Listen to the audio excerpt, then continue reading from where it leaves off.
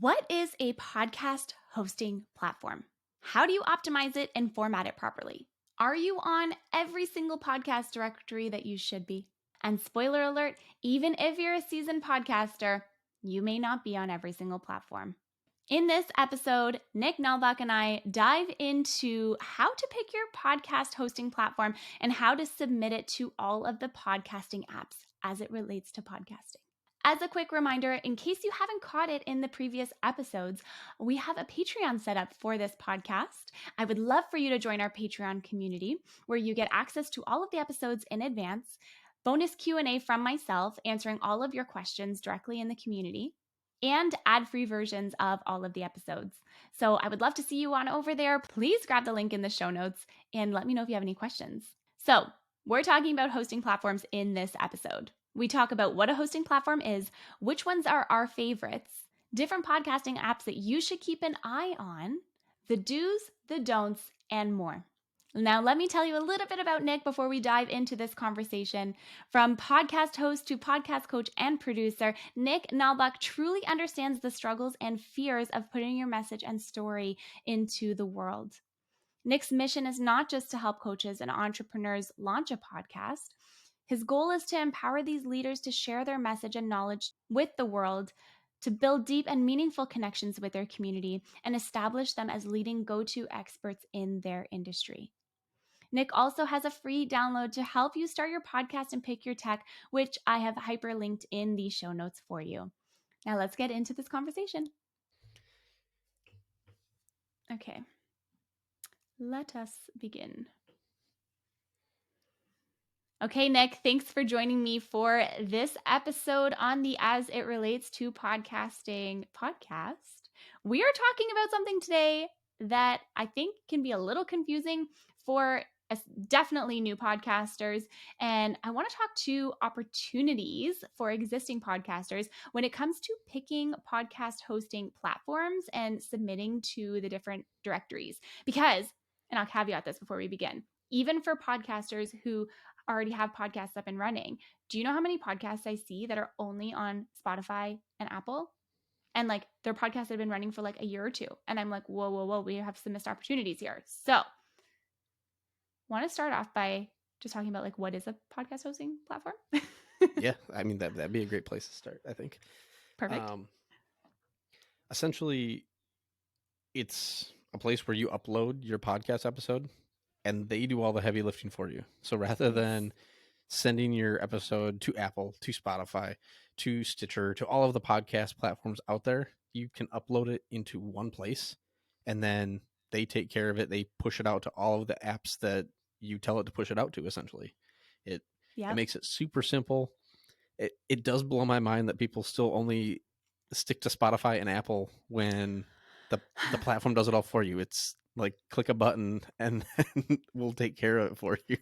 Yeah, it's crazy. And I think it's one thing that I've noticed too is I think that just people don't really know. You know what I mean? Like there really aren't instructions when it comes to submitting to a hosting platform. So I think like to bounce off your ideas, having a podcast hosting platform, like you're saying, is like the hub for all of your entire show, right? It's where you upload your cover art. It's where you upload your show description. It's where you set your show name. It's where you upload your episodes so that, as you were saying, they automatically get trickled down every time they go live, every time they're released. It's where your show notes live. It's where your links go. It's where you see your stats. It's where, you know, all of the things happen. And you submit yourself to all of the other podcast apps through your hosting platform. And it's crazy to me because I didn't realize until I really started working with new podcasters in specific how many people don't actually know that you need a hosting platform to start your show. I've heard of people that do it themselves where they host it like on their own website, but Interesting. that gets incredibly expensive. I know because you're uploading these files, you need the server space to house all of these audio files. So if you have a long running show, you need a place to house all that. So it just makes so much more sense to let someone else take all that for you and just say, basically, here's my MP3 file, here's what I want to call it, and you do it all for me. Like Exactly. I think there'd Exactly. be way too much hassle in trying to do it yourself. I think so too. And like, even I know that like there's a million and five different hosting platforms. We can talk about some of them because there's free ones, there's paid ones. But, I even have like some clients who are on ones that like integrate directly with WordPress, for example. And even Mhm. that to me is just like so confusing because I'm just like, not it's more just like the maintenance of it, you know what I mean? And the fact that it's integrated into your website, I think it's great because I think there's a lot of opportunity for that too. Like Blueberry is the one that I'm talking about. I think there's so much opportunity, and I know Blueberry is one that you like are starting to like look into more, right? I've been really interested in it. I think if I had known about it and they had everything that they have now when I Yeah. started, that's probably where I would have went. Yeah. But the website being one of the big components of that, I already have my website. I've put a lot of time Yeah. in making the website. So now I don't really want to just scrap all that and start over. Yeah, Plus, exactly. it houses my 9 5 to Freedom brand as well, so it's all one Exactly. location. But yeah, Blueberry was one that really intrigued me, and I probably, if people want a podcast website to go along with their show, I'd probably kind of start pushing them that way, just because of how simple and integrated all of that is. Mm-hmm. Interesting. Okay. That's one that I honestly haven't really looked into too much because I tend to use Libsyn. Like, I love Libsyn. I've been using it since the very start. When I went to Podfest in 2022, I met like the Libsyn team, the product team. Like, they're just awesome and they're like so helpful. Anytime I have any issues at all, they're like so fast to respond. Um, and so I like the way the analytics look. Like, I like the way the reporting is done. Like, there's so many different things that I love about it. But um, for our listeners, I think it'd be kind of cool to like talk about some of the different hosting platforms. I mean, obviously there's Libsyn, obviously there's Blueberry. Are you on Buzzsprout? I'm pretty sure. Yeah, I'm on Buzzsprout, and it was literally, it came down to like a cost thing. Yeah. I knew it was pretty simple because I've heard of people that were using it, so that wasn't too big of a deciding factor for me. I was just literally comparing. Okay, I want about an hour long episode every week. What's that going to cost me a month? And I just kind of Yeah. price compared between all of them. And Yeah. Buzzsprout at the time, I'm not sure if it's the same now, but at the time it was just cheaper than all the other hosts. Mm-hmm. And They're rather than go relatively switch, it's, they're pretty comparable now. yeah, Just it like from wasn't what much. I've I think it was like seen. a couple bucks difference, and I was like, Yeah. being Well, super every cheap, dollar and I'm counts, like, you know. yeah, exactly. Go buy I myself definitely a hear that. Starbucks coffee. Yeah, exactly. Let me take my $3 savings. Thanks, thanks very much. I love that. There's also Megaphone, which is now integrated with Spotify, if I'm not mistaken. Right? I can't say for certain. I've heard Okay. more stuff about Megaphone lately. Yeah, That's I have interesting. a client. I have a client who's on Megaphone, and they made an update, and now like when you log in, it like has like Spotify in the URL. So They might have yeah, so you acquired have them. yeah. So you have Megaphone that's with Spotify, and then you actually also have Anchor that's with Spotify, which is interesting because one is paid, one is free. And people ask me all the time, what's the difference between a free and a paid hosting platform? And I would love to know your thoughts on this. Is there a difference? I have very strong opinions about it. Okay, strong opinions about Anchor and Go. So in their terms of service, it basically made it sound as if the content that you're sharing there is not actually your own content. Very Oh, similarly to if you post on social media, if you post on Facebook, Twitter, Instagram, the content that you post there is not your content. It right. technically belongs Of to course. Facebook, it belongs to Twitter, and that was the whole idea. Like, these platforms are free, they need content, so you're supplying them with content essentially. So I started thinking about it. Oh, Anchor's free, you're supplying them with content that they're going to use. Is it your content? that's there, a there was a very good point. huge there's a huge stink about it because of how their terms of service were worded, Yeah. and apparently that had gotten changed, and they basically said, no, your content's your content. That always just made me super hesitant about anything that you're putting out there that's on a free platform. Is it 100%. yours? Can they come back and be like, no, that's ours. Say your podcast explodes, you get tons of downloads, and they just decide to flood it with ads because people are coming to it. Uh-huh. I don't know. Yeah. I wasn't a fan of that. That gave me the heebie-jeebies. Yep. And I said, I'm just going to pay for it. I agree with you because I really feel like in general in life, like in general, you really do get what you pay for in most cases. You know what I mean? Like if you're wanting to host your podcast, like yes, Anchor is great. Like you can even like record in Anchor directly. I have some clients who use it, but I agree with you. Like I think if you're wanting to like monetize the show in a significant way, just knowing that, you're paying a platform to host it for you is a big deal, right? Because you're uploading your content at the end of the day. And just like you're saying, like, this is, like, that's wild. Like, I could not even imagine having, I don't know, you have 1 million downloads on your podcast and then you have like 55 million ads in your show because they just decided. But one thing that I like that they did that, um, I'm wondering how this works with other platforms. And from what I understand in conversations with different hosting platform companies, it's coming. But the what's it called? The integration of video with Spotify. That is very interesting. That is something that I thought was really cool as well. Right? I think I haven't looked into or figured out how to do it, but I want to say that Apple somehow has a similar feature. And I haven't done a deep enough dive into it. I've noticed I this. just don't know how you get the video there. I don't know either. And I honestly, because I was looking, so there's this one podcast in specific, I cannot remember the name of it. One of my clients had the host of that podcast on to her show. And she has video on Apple and audio. And it's like a toggle in between the two of them. But what's interesting is she's on like a very specific network. It's a Christian network, podcasting network. And I don't know if that's something that they've integrated or whatever hosting platform they're using provides that for their clients.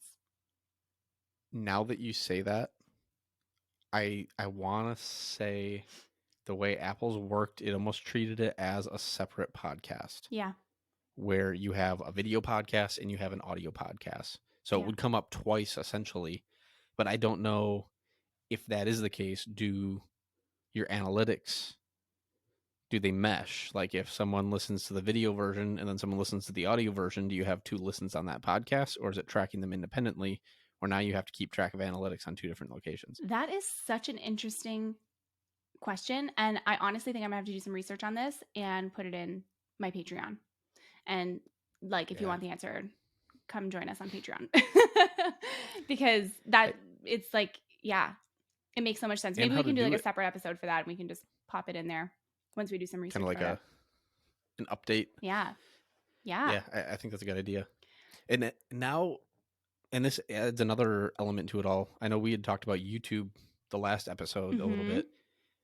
They just launched their own podcasting portion of YouTube, which to me looks exactly the same as the rest of YouTube. Yeah. But YouTube, unless they start accepting RSS feeds, which I've been hearing rumors that might be happening, unless they start allowing that, basically what the podcast host passes on to Spotify and Apple and all these other places, you'd have to manually upload then to YouTube in order to get your podcast there.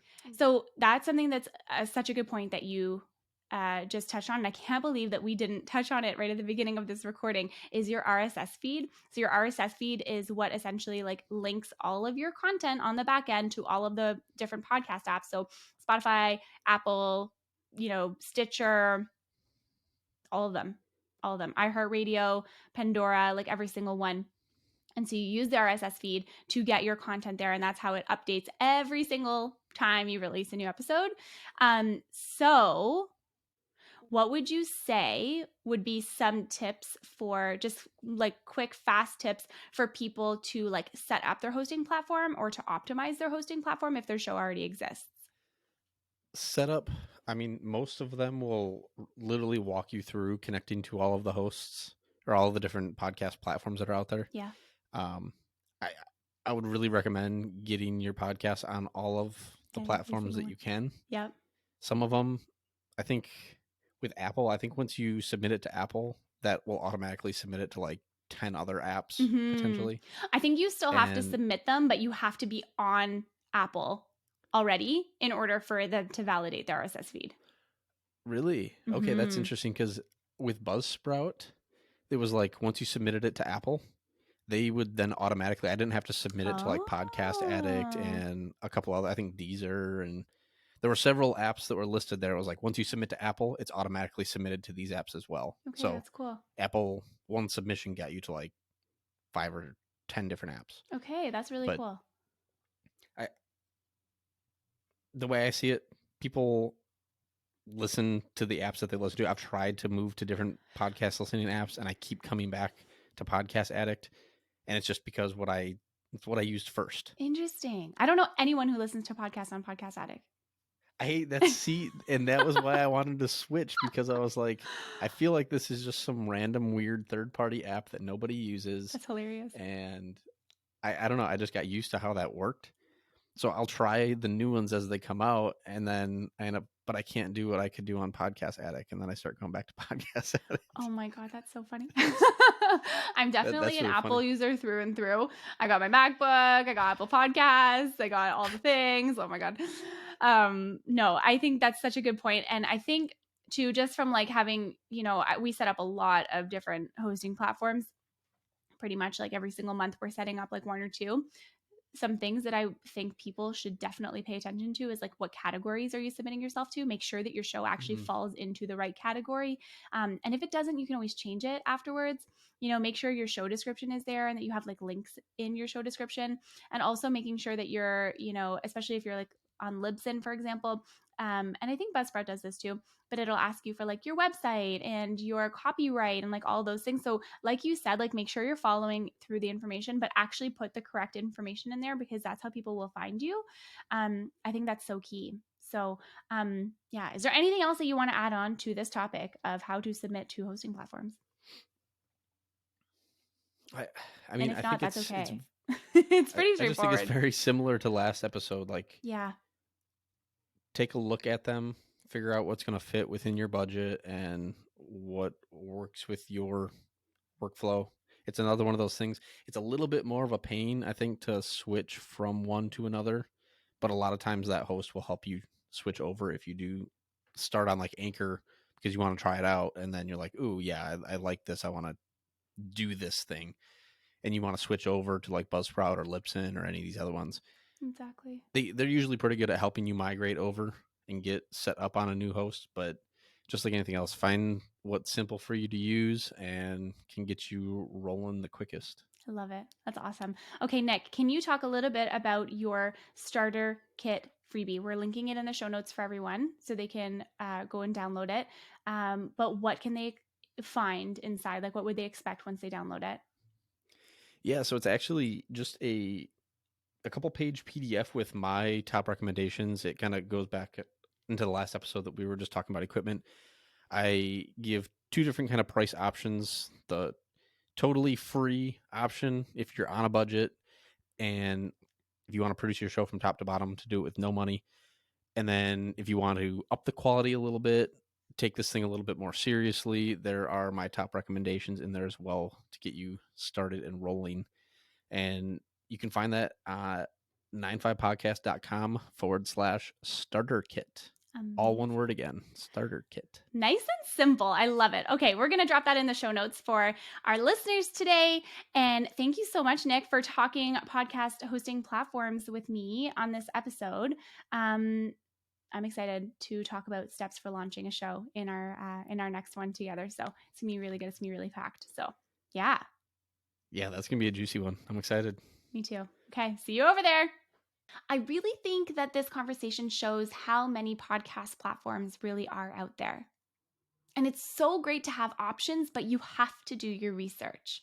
I've linked all of the platforms that we spoke about in the show notes so that you can check them out, as well as a link to Nick's free download so that you can get your equipment and your own studio set up. You can connect with Nick on Instagram at 95free, which I have put the link to in the show notes below, as well as a link to his website, as well as his other social media accounts. Remember to join us over on Patreon for even more fun. Thank you so much for subscribing to the show. Thank you for your ratings and your reviews, your comments. They mean so much to me, and I am so grateful to read every single one. I appreciate your time. I'm grateful to have you here, and I can't wait to see you on the next episode.